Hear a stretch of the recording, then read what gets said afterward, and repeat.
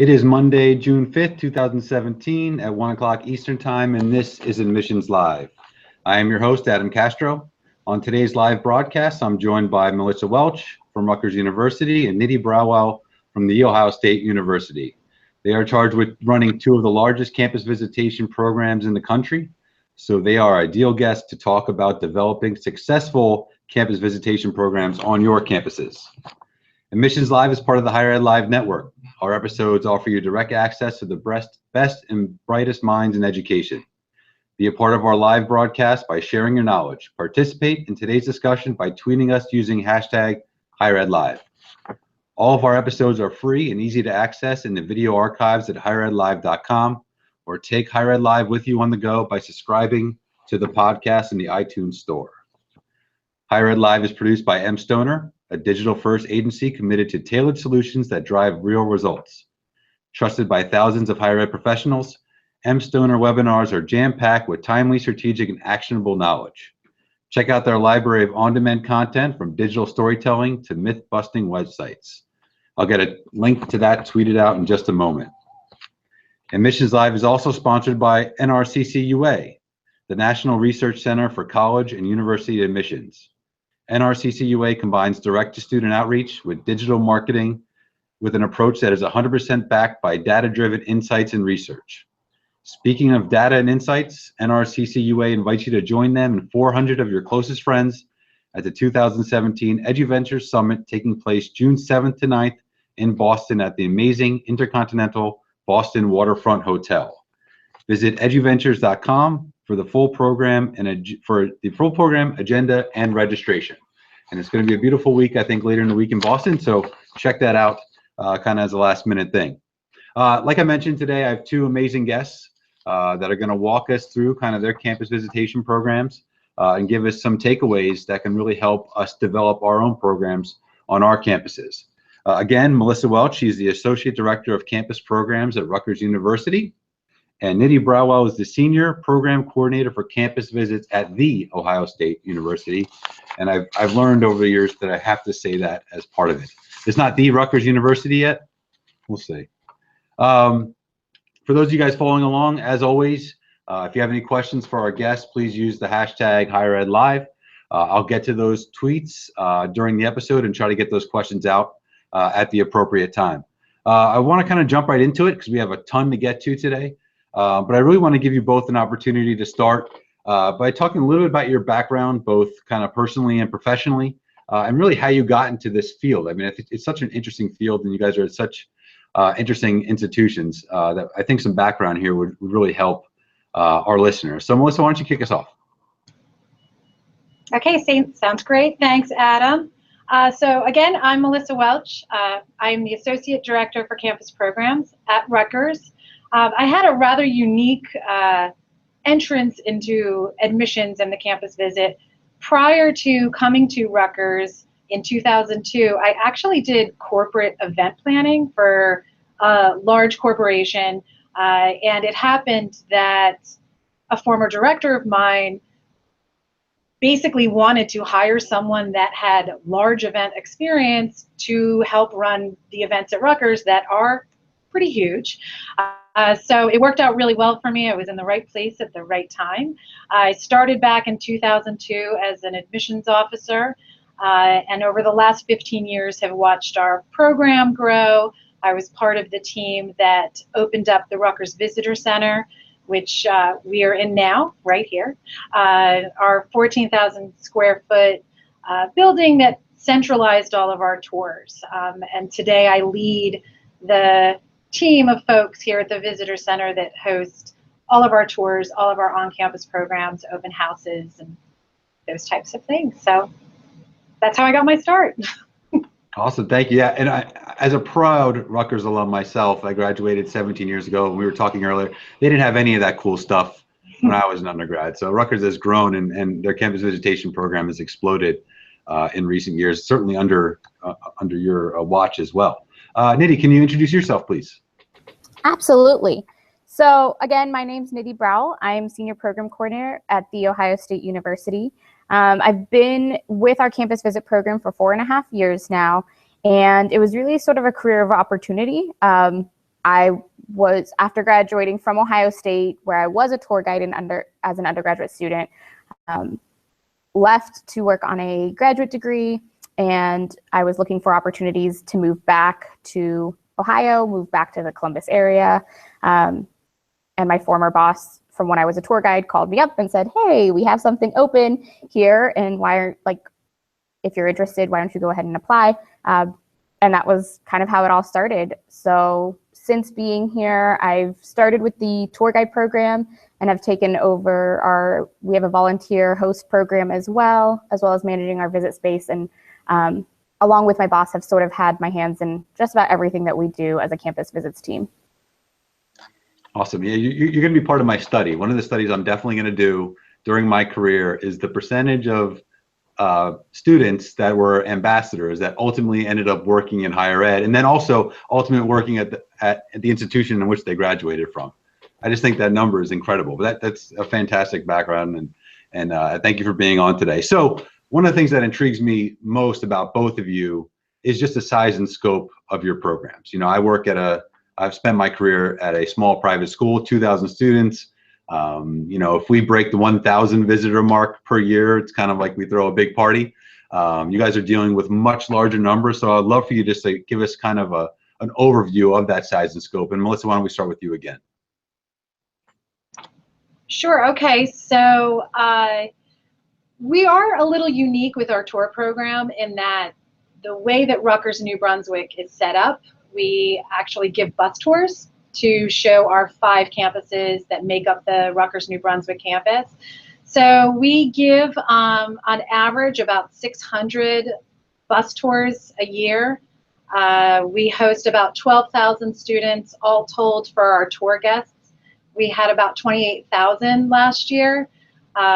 Within the Rutgers Visitor Center, we also have folks coming to open houses and counselor programs. So all told, we host about 40 to 45,000 visitors on campus.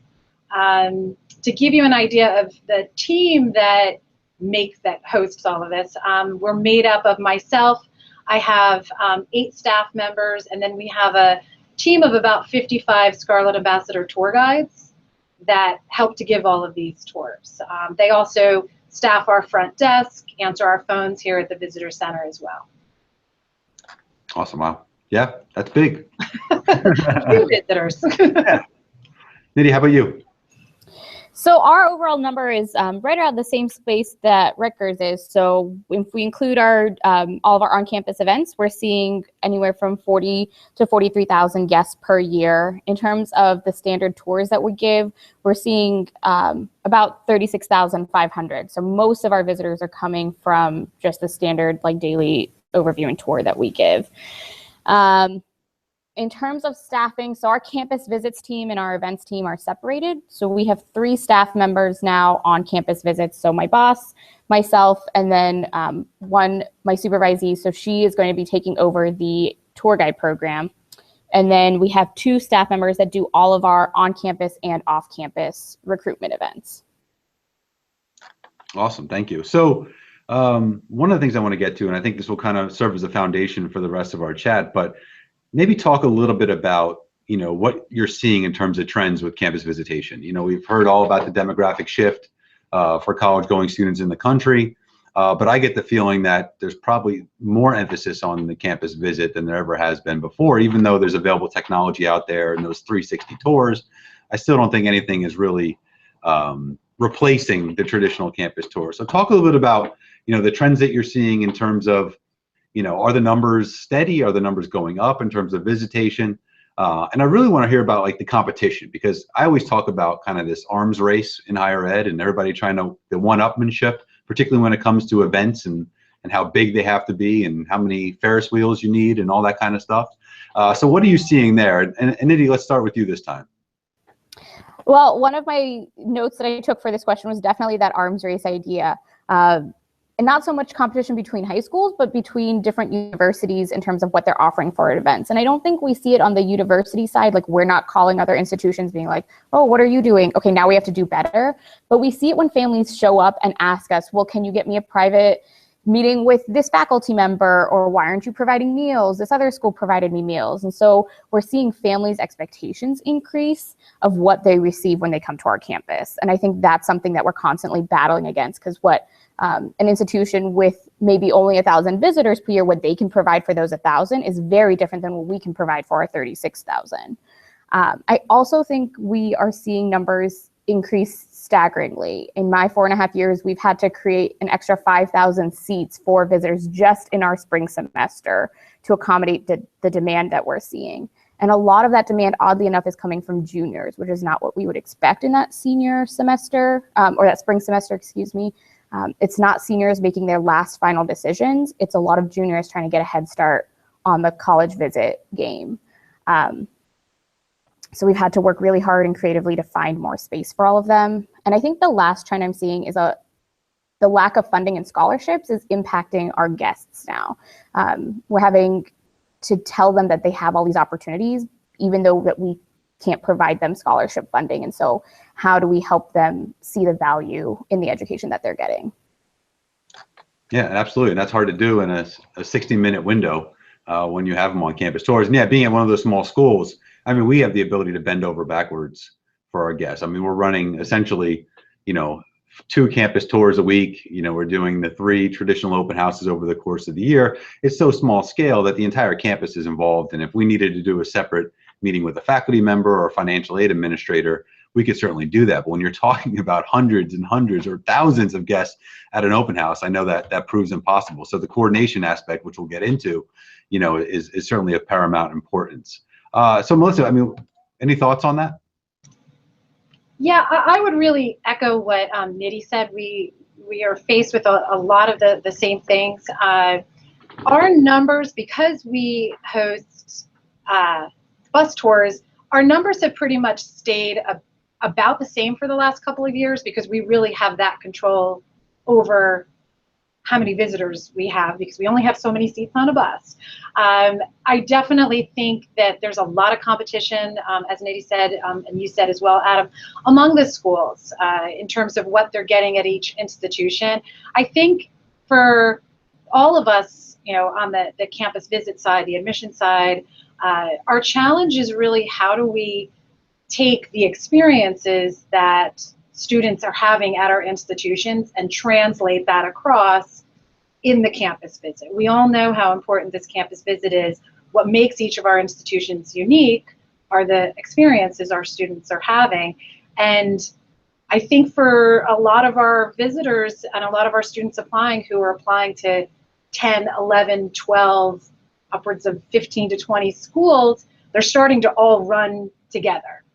They're starting to hear a lot of the same things. So how do we take that experience and translate that so it's not just a tour, it's not just an info session, it's something more experiential? I just read it's a great point. I just read a really interesting article, and I wish I can cite it, but it really talked about how every part of the evaluation process is now of paramount importance. So everything from the food to the welcome, and I'm still waiting for that first kind of Yelp review of food at an open house, so people can start comparing. We do, I think we kind of go all out, but still sometimes you'll hear, oh, well, X, Y, and Z university had, their culinary students create sushi for everybody. I'm like, okay, well, I can't compete with that right now, but maybe sometime in the future. But I think that that point of differentiation, that arms race is critically important. I think it's gonna be even more important kind of going forward. So that's a nice segue into my next question. And Melissa, I'll start with you. Talk us through like the 2 to 3, main points about your program that make it unique or make it special, make it successful. And then how did you make the campus visitation a part of the fabric of the university? Well, I think to begin with, we're all hearing over and over again that our guests, our prospective students, our prospective families want what they want when they want it. So it's a matter of catering to the visitor that wants a tour, but also some information about academics, to the drive-by family that's coming through on their summer vacation and just wants to come in and get as much information as possible, take the tour as quickly as they can. So one of the things I think that has really made our program work well for us is trying to cater as many tours to the different groups and demographics of students coming. So having tours that are specifically for transfer students. We do have a large transfer population. Over the last couple of years, we've really rolled out a series of transfer tours for them, having tours that are just geared towards admitted students, having that general tour that is timed when families want it, you know, on Fridays and on weekends. So I think that's something that's worked well for us. I would also say that given the uniqueness of our tour, because they're on a bus, we somewhat have a captive audience in that they can't lag behind while they're on that bus for an hour. So that's worked well. We really kind of have them right in front of us, are able to tell the Rutgers story without kind of losing them to, hey, we want to go check out the bookstore right now. And that just comes from running a bus tour. So I think that's made the program successful. I also think, and this may be somewhat of a segue into when we talk about tour guides, we've done a lot to improve our student development of our tour guides, to get, the investment that we put into them, to get that out of them and to get their investment into the program. So that has certainly helped. Awesome, thank you. Nidhi, 2 to 3 aspects of your program that you're really proud of, and how did you get that kind of as part of your campus community? So my 2 to 3 focus more on the tour guide side, since that's where I've spent most of my time with Ohio State. I think number one for us, it's the sense of community that students find within our organization. So we're not a student organization, which is different than some institutions. We treat them as if this is a paid professional position. We have high expectations for them, but we make it a point to make sure that they know that they can come to either me or their new supervisor, Erin, with anything. We're not just a resource for the tour and for the job, we're a resource for them as they navigate college as well. So whether it's social, so on reading day in the fall, we'll do kind of like watch a movie in our visit space with them just to take a break from studying, to we go ice skating in our ice skating rink with them. So as bosses, we're making time for them. And I think they're also making time for each other. They do a ton of their own socials.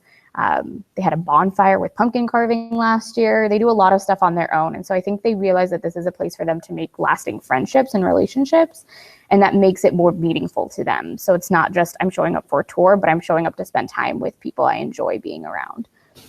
We've also, our selections and our training, something that we say internally is we hire hard, which may mean that our acceptance rate of tour guides is pretty low for our application rate, but we know that every single person we hire is going to make a great tour guide. And when we do the training, we make sure that they become a great tour guide. So there's never this idea of once you get through training, you may not make it and we're going to ask you to leave the program. No, we'll spend the time with you to be a fantastic tour guide and make sure that that happens for you. I think from the beginning, we've been a part of the campus fabric. The history of our program, we actually started in the president's office, and then in the mid-90s is when it moved to the admissions office. So the president at that time saw that it was something important. And so I think that has kind of like stayed true with us, is that the entire campus sees us as an important resource. So we haven't really had to fight against that too much. That's an interesting point you made about hard hiring. So I wanted to ask you as kind of a follow-up to that, are you keeping your student ambassadors or tour guides for multiple years? I mean, on the most part, are you bringing them in at the sophomore level, and then the expectation is they stay to senior, or is it kind of a mixed bag? We're bringing them in at different points. Everyone has to have been on campus for at least one semester before we'll hire them. So sometimes we have first year students applying. Sometimes we'll have someone who's only going to be here for 1 year before they graduate. But in terms of how long they stay on board, we are asking them to stay on board until they graduate. There's always a couple students who realize that this great co-op opportunity exists or internship and they can't meet the demands anymore. And so we have a few students leave every now and then, but for the most part, their students are staying from the time that they are hired to the time they graduate. Yeah, I think that's got to be, the consistency part's got to be huge, particularly for kind of the inter-training that goes on from peer to peer within an ambassador program. where the seniors obviously are looked at as, kind of the captains or the leaders in that group, and trying to train the young people in, because there's only so much we can do on the administrative side. There's a lot of that going on. So I think that's important. Nidhi, I want to stay with you and talk a little bit about challenges. So in your day-to-day role, what are the biggest challenges that you face in terms of your campus visitation program at The Ohio State University? I'll be honest, one of the biggest ones we've had since I came on board was adjusting to a semester calendar. When I was a student here, we were on quarters, and it seemed that the quarter timeline fit perfectly with the admission cycle and with the calendar of when prospective students were going through their different phases. And now on semesters, it's kind of been turned upside down. We see our highest demand for visits in the summer, and that's when we are the lowest staffed in terms of tour guides, because all of our tour guides are leaving to go and take advantage of internships and study abroad programs that they don't want to do during the fall and spring. And so we are still trying to come up with creative ways to meet those challenges and adjust to this new academic calendar, even though we've been on it for 4 years now. I would say that's our biggest day-to-day challenge. Absolutely. No, I think we all feel your pain. I saw Melissa nodding in the background. Melissa, biggest challenges at Rutgers? I definitely echo the same thing. We're faced with the same thing, busy tours, and lack of students in the summer. I would say that for us, looking at the campus visit as a whole, one of the challenges that I would say I've encountered very much over the last couple of years, and particularly the last year, is they're not necessarily, at least for us, being any rhyme or reason as to how our visitors are coming. To be totally honest, we've followed that pattern in the past of, all of our admits are coming at the beginning of the spring, and then they're dropping off, and we're shifting to juniors and we had admitted students coming and taking their first look at us very late in the cycle. I think that's a change, that you've got more and more parents saying, we're not going and visiting until we find out if you've gotten in and how much money you got. And so it's been a little hard to gauge how and when visitors want to come. So we've tried to master our schedule to be the best that it could for them, but you inevitably will get folks that are coming at a time that we say, well, where are all these people coming from this week? So that's been a challenge. I think too, finding that perfect spot, that sweet spot of, do the visitors, do the prospective families want more information, or do they want less information? And I think, I hear this echoed by so many people that plan on-campus programs and tours. When is it too much? Inevitably, if you scale it back, someone will say, well, we wanted to find out about the physics program today, and we didn't get that information. And if you give too much information for the family that really just wants to come and get a taste, you might have gone overboard. So trying to find that sweet spot there is definitely one of the challenges for us. I think one of the things you said earlier was really important. That's the idea, if you have a very large program, that you have to segment the student population as much as possible. I mean, you can't do everything, but if you segment the audience and you can at least have a consistent message just for that group that makes sense for everybody there, that can go a long way for sure. Our biggest challenge, with a relatively small program, is the best times for us to offer campus visitation are the times that nobody is interested in visiting. So we have an open period, Tuesdays and Thursdays in the middle of the day, but no one's coming from 2 to 3 on Tuesdays and Thursdays. They want to come earlier, or they want to come after school. So I think that's a huge challenge, and particularly when you can only offer so many tours and so many chances to visit, it's hard to juggle that around. But so I think we have some background now, which is good. I think we know a little bit about your programs, and we can kind of dive into this idea of building a campus visitation program. So Melissa, I want to start with you. And if I am just starting out at a school, and I think a lot of our viewers are thinking about revamping their program, or obviously making tweaks over the summer, where do I start with this? I mean, if I wanted to build a successful campus visitation program from the ground up, what are the building blocks that I need to start with? Well, I think you have to take the campus visit and really begin to think of it outside of just the framework of just the tour. The campus visit and that experience begins as soon as a student or a parent goes to register for your tour or visits your website and wants to find out, how can I make a visit to your university or your college? So I think starting to embrace the campus visit as there's pre-tour, which is, where do I live on your website? Can I easily be found? Or is the information easy to access?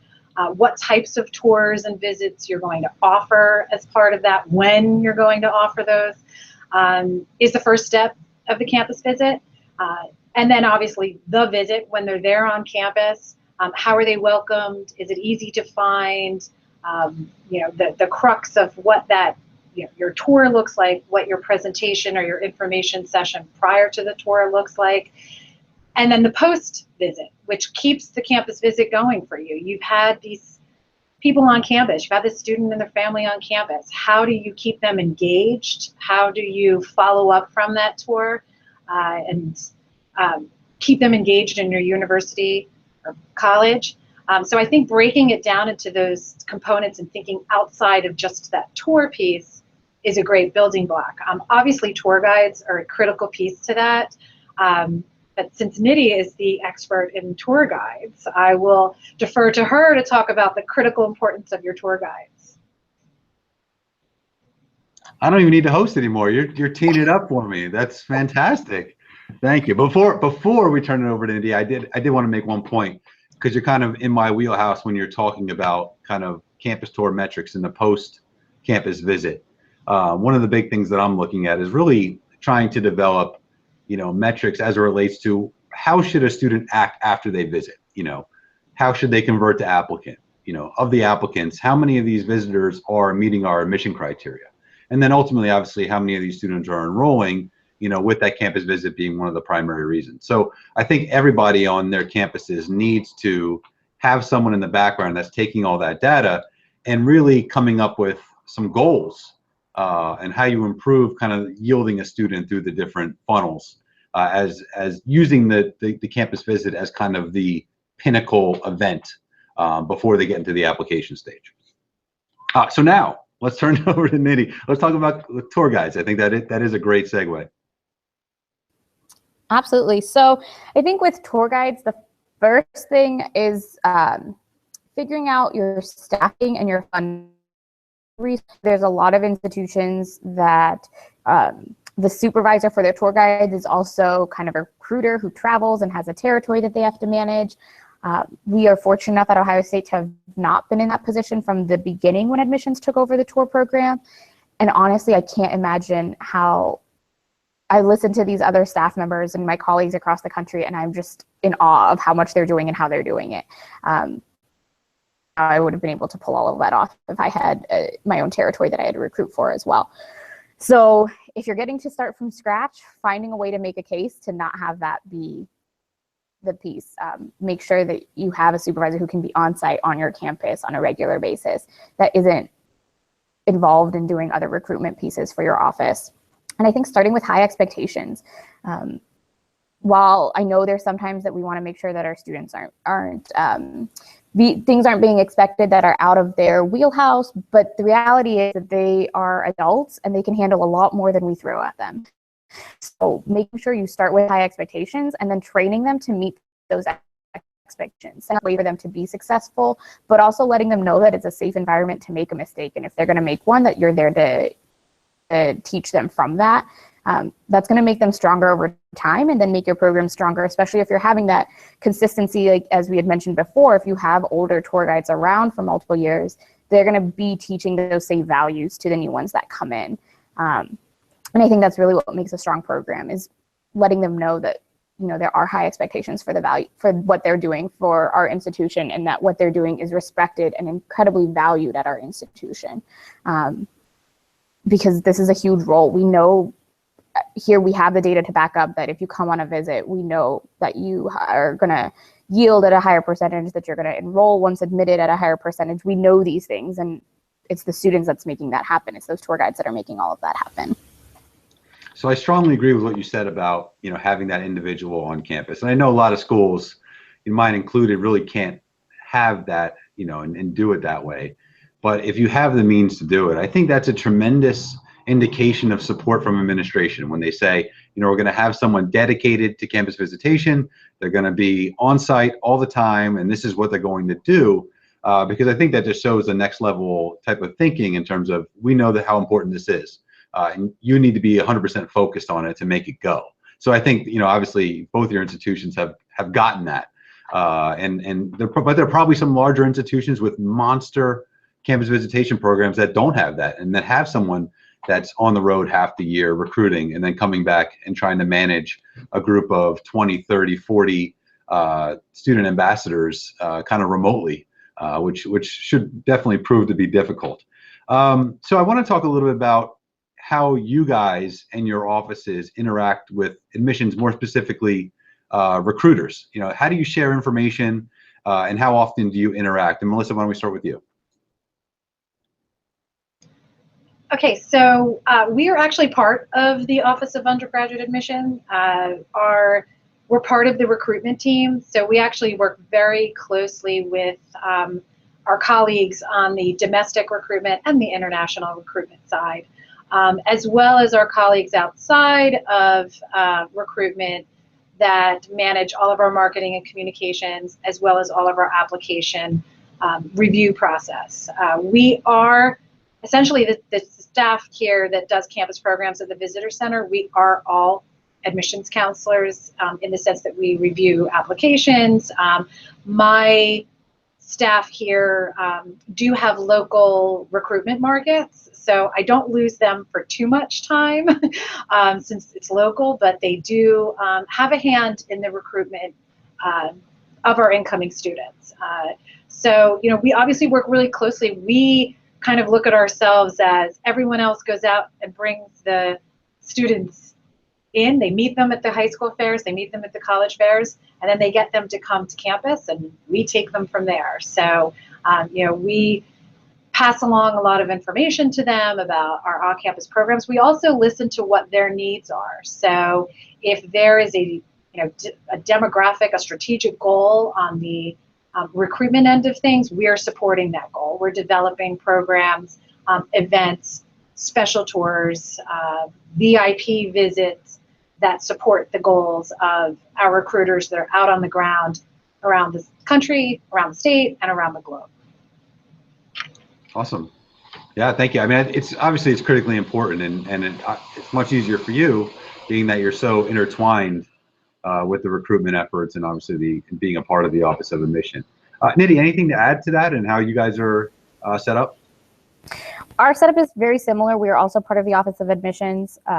All of our territory managers or recruiters are the ones doing our overview presentations. So we work closely on the message that's being shared. We want to make sure that we are only reiterating the key points between the overview and the tour. So if it's something that our student tour guides can talk about, we want to make sure that it's not being addressed in the overview, so we're not overlapping too much information. But everything else that Melissa mentioned is exactly how we're functioned as well, minus the local territories. None of our campus visit staff have any territories. Great. So we've talked a lot about students already. So I wanted to get a sense from you guys about, how do you find these exceptional students that are going to, be these wonderful ambassadors for your university. They're going to stick around for 2 to 3.5 years as ambassadors. They're going to show up to work on time. They're going to be smiling. That have the ability to walk backwards or drive a bus or whatever they need to be doing. So how do you find those people, and what are the characteristics that you're looking for on the way in? And let's start again with you, Nidhi.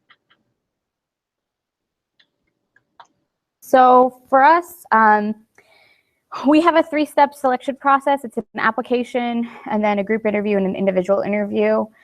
I think in terms of what we're looking for, the biggest thing I hit home with the students that are helping me make all these selections is that we want to look for things that we can't train on. We can train someone how to tell a story. We can train somebody how to walk backwards or what buildings they're supposed to show off.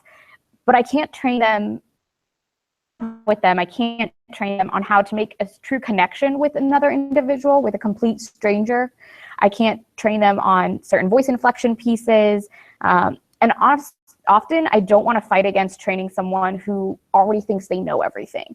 I want to bring in students who realize that they have a lot more to learn, because if they're coming in thinking they know how to do everything, they're not going to be successful in our training process, because our process is based on a lot of instant feedback from other current tour guides. And so if that's going to be a problem for them, then we're going to struggle through this a lot. I'm also looking for experiences. So have you gotten involved on campus? Do you have student organizations you can talk about? Do you have a story you can tell about a study abroad or a friend's study abroad experience? And so all of our interview questions are designed to push them into a place where they're either telling us about their experiences or realizing that they need to be telling us about stories. And if they don't have them and they can't tell them to us, then they're probably not going to be selected. Oh, that's great. Yeah, I mean, I think that's really in depth, and I love the idea of storytelling, because I think that's how you take a large campus tour and then you break it down to like the individual level. Sometimes you only have one opportunity at that. I love the thing you said about look for things that you can't train on. I think I'm gonna go on Etsy and have someone build me that so I can put it in my office. Like, I think that's true for every hire, not just student ambassadors. I think that rings very true. We're very well said. Melissa, anything you want to add to that? Our process is very similar. It's almost, I mean, I would say it's almost identical. Looking for the same types of things. We do not require them to drive a bus, though, however, Adam, just clarifying. In case but yeah, I mean, that's, you know, we're pretty much looking for the same types of things. You know, definitely a group that represents the differences of all of our students, trying to, you know, find students that will connect with the whole variety of students that are coming on tours, so that it's, you know, not everyone has to be a cheerleader. You know, really having a diverse set of students in terms of, you know, just their personalities and the way that they can connect with our visitors. But our process is almost identical. Yeah, I think that's right. I think one of the biggest challenges every school has is finding a campus ambassador group that is indicative of the campus community and how it's broken up in terms of demographics. And, you know, one of the things that we've had in the past is we've had adult ambassadors. You know, we have a pretty significant adult population. So, you know, when you have someone visiting, you know, that's of an adult age, they want to be able to talk to somebody that's an adult also, and about their experiences. A lot of times they're a lot different, you know, than the 19-year-old that's living in our residence hall. So I think that's incredibly important. I think you have to kind of, and it's difficult, but you really have to have that mirror the type of campus diversity that you have. And it has to be indicative of that. So completely agree on that front. So I want to go back to Nidhi again, because you are the student, you know, ambassador trainer. So you get them in, you find this amazing group. How do you onboard them? How do you train them to get them prepared for the job? And then how do you kind of keep them updated into, you know, how they need to evolve over the years that they're going to be an ambassador? Absolutely. So with training, we start off with about 26 to 28 hours of what we call intensive training. It's broken up over a couple of days, but it's a mix of us lecturing, it's them going out on practice tours with current tour guides, and just different activities that help them learn about the different areas of campus they need to talk about, the different areas of campus they're visiting, but also activities that help them figure out how to tell a good story for the purpose of a tour. And then they jump into a certification process. So ours is 7 to 8 steps, depending on how long it takes you. And this is where they're getting feedback the entire time. So the first 2 times they're just shadowing a current tour with actual families. The next 2 times they're giving half of the tour with a veteran ambassador taking notes. And then at the end, they're getting that feedback from the veteran ambassador. And then they're going into full tours with the same thing. They're getting constant feedback. So this time they're in front of families. There's no, like, if you make a mistake, let me stop you in the middle. It's the tour is yours, go forward. But we're going to give you feedback to make sure that you're fixing all of the things that aren't going well, but doing the things that are going well, continuing to do those all the time on every given tour. Once they pass certification and they're on their own, this is where we struggle a little bit because of our staffing models. We just don't have enough professional staff to kind of evaluate all of our tour guides every year, although we used to, and that was something that we thought was very beneficial. So right now we have weekly staff meetings throughout the year where we're touching base with every single one of our ambassadors. So any updates, any changes, we can deliver all of that. If any of our ambassadors have been gone for more than a couple of months, say they're on a study abroad, when they come back, they do have to shadow a couple of tours before they're allowed to give their own again. And then we do a script quiz every single year. So we do have a script for our program, and it's updated every summer. So in the fall, every single one of our ambassadors has to pass the script quiz, or we have an accountability system with strikes. And so if they don't pass it in the 2 weeks that we give them, then they're going to get a strike for that. So evaluations on an annual basis, but right now we're maintaining everything through kind of our weekly meetings with them. Okay, great. Yeah, I do want to get to evaluation. So I think I definitely want to turn to Melissa and talk about, are you guys doing anything formal in terms of evaluating your ambassadors, and how do you kind of get them through coaching them up if they do need some help? So we encounter a lot of the same challenges that NITI does at the Ohio State. Lack of staffing to get through the volume of tours that we need to evaluate, but we do the same thing. We try our best to evaluate as many of them as we can. My staff member that supervises our tour guides does a really great job of following up with them, giving the feedback that she has heard, or if she evaluates, or another one of our staff is able to evaluate the students. One of the things along the lines of evaluating them that I think has really helped our program over the last year was, as part of the team, of the Scarlet Ambassador Tour Guide team, she actually has one of her committees is professional development and training. And so she's empowered a few of the ambassadors to see where the weak spots are with the team and bring in speakers or trainers to address that. So, for instance, one of the things they did this year was bring in an improv group, which we've heard a lot about teaching this generation how to improv, how to think quick on their feet, because it doesn't come naturally to them. And so, we heard that from the students, and they facilitated bringing that in. So I think some of the evaluation is done, it can be done internally among these groups as well, empowering them to say, hey, what do you need to do your job better? That's really interesting. Oh, they had to be freaked out when they heard that they were going to have to do an improv class. But that makes perfect sense, right? I mean, they don't know what questions are going to come out of the guests' mouths, or they have to be kind of ready for everything. Yeah, so that's fantastic feedback. And so we've talked a little bit about this already so far, but I think it's a really important point. And it's this idea of taking these massive programs and then making them more intimate for kind of the end user, for the guest. You said, we segment student populations by whatever kind of bucket they fall into, whether an accepted student, whether they're interested in, engineering, or we try to break those up as much as possible. But are there any type of tricks of the trade that you can give student ambassadors to try to keep that tour, even if it's 20, 30 people to one tour guide, keep it engaged throughout the process? One of the things I'm fascinated with right now is text messaging.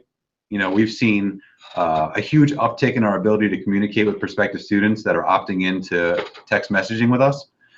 So I've been my finger's been over the button of when students are on tour. I want to shoot a text to them and ask them how they're liking it. And I think that's a little bit big brother-ish, and it might be a little bit too much, but I mean, that may be the direction that we're going. So do you guys have any thoughts about kind of those unique ways that we can engage students while they're on campus? Melissa, anything? So Adam, I feel the same way. I feel as though we are hearing this over and over, and we're not there yet either. They've got their devices in their hands. Either we're going to embrace that and figure out a way to incorporate it into these campus visits. I'm with you. I kind of feel like that's very big brother, but everything that I'm hearing and everything that I'm reading and the research that's being done is, figure out a way to incorporate this into your visit.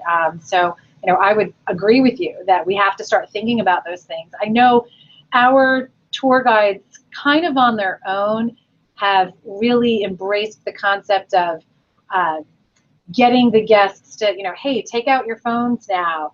Let's take a picture of all of us together. It tends to happen a lot with our graduating seniors when they're doing some of their last tours, and then they're hashtagging it to our website.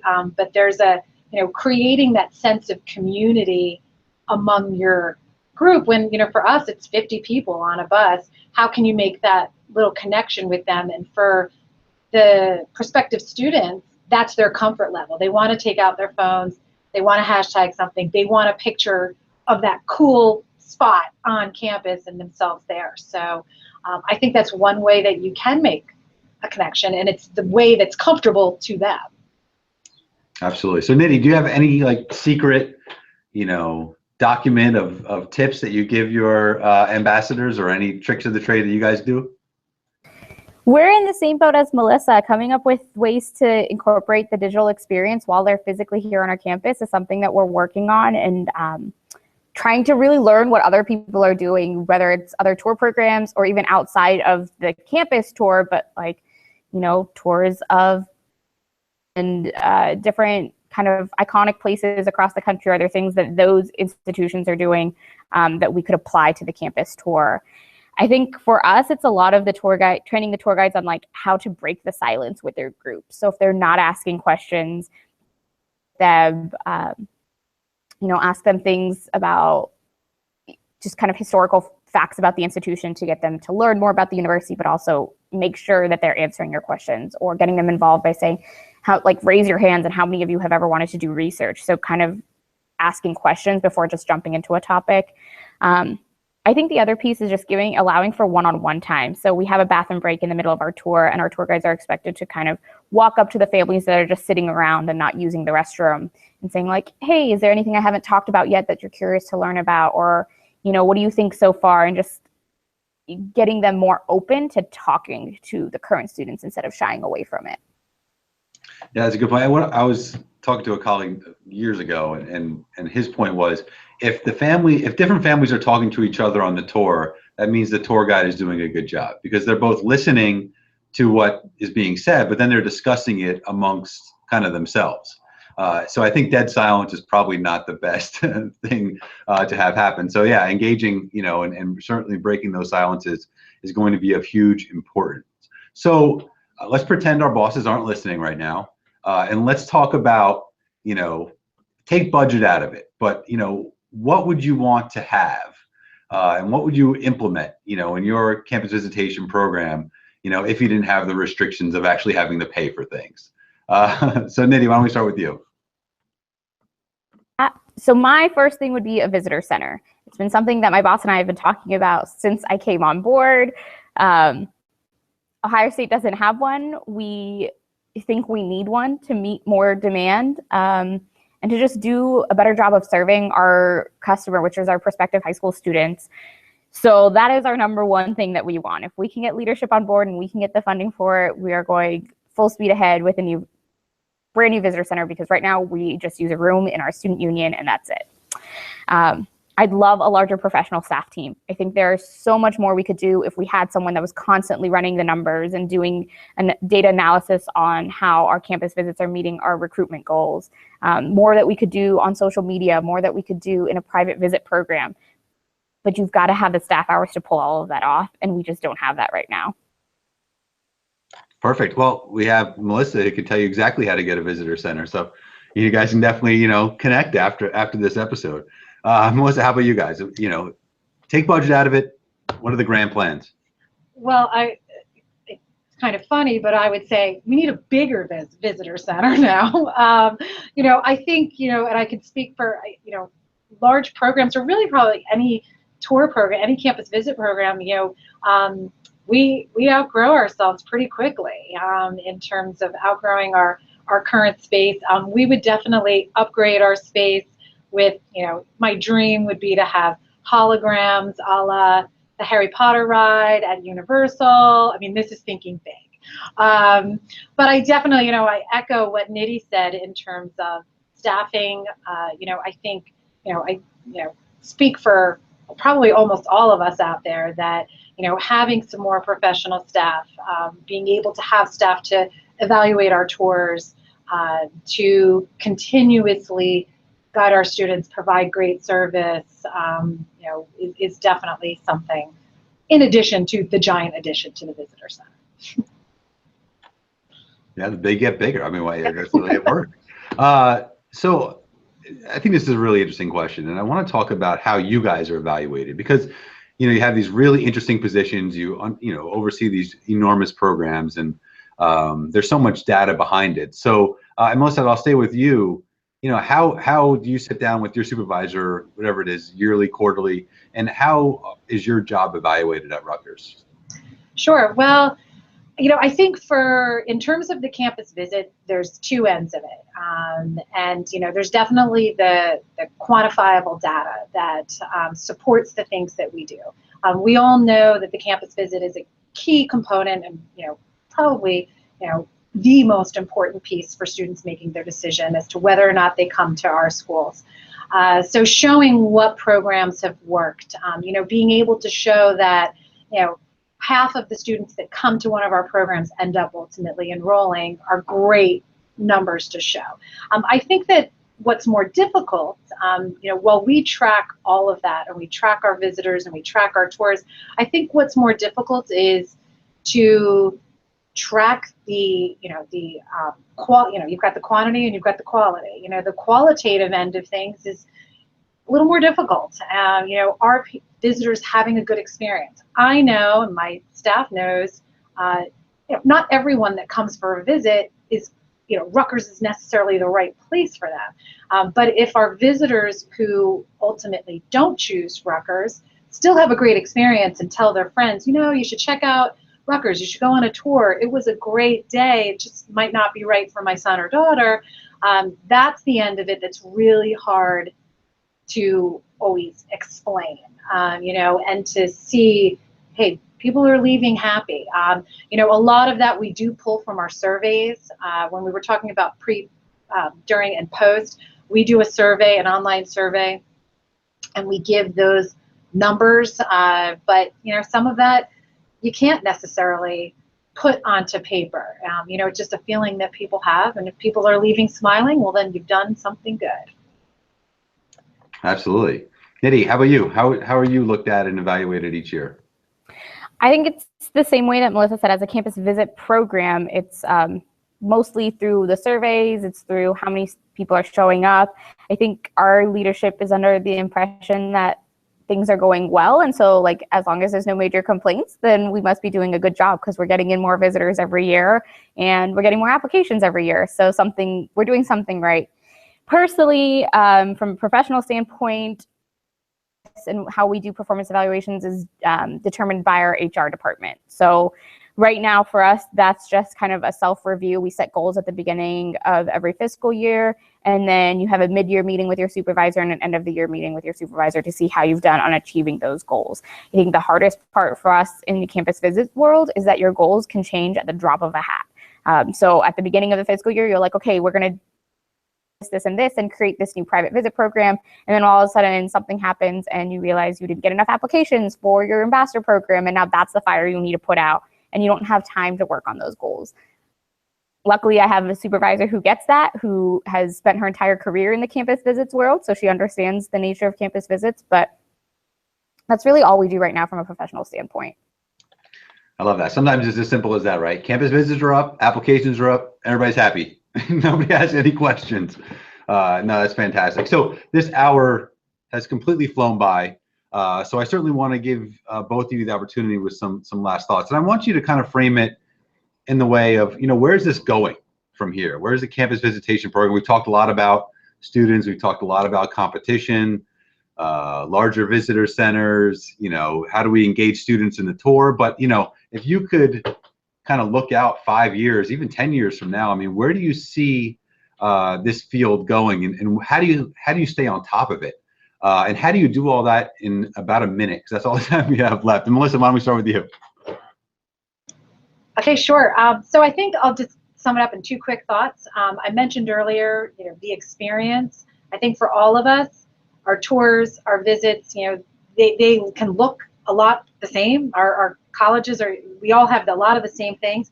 How can we help students and families make a good choice by giving them an experience, immersing them in an experience when they're on campus for a visit that gives them, really can translate into, this is what you will feel like as a student here. And along those lines, when we talk about how to engage the digital devices and the phones and in the visit, how we also put some of the humanity back into our visits, so that we don't go too far to the digital end, but that we still understand that how important that human interaction is for our guests. Well said. Absolutely. Nidhi, final thoughts? My notes were exactly what Melissa had said. So, making that experience more personalized and finding a way to incorporate that digital experience without overdoing it. So it must be that Big Ten thing. Dealing with the same type of students, dealing with the same issues, the size. I get it.